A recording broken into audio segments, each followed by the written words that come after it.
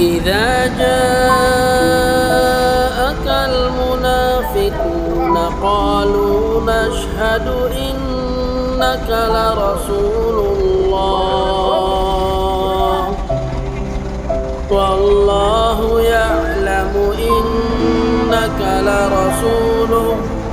والله يشهد إن المنافقين لكاذبون اتخذوا أيمانهم جنة فصدوا عن سبيل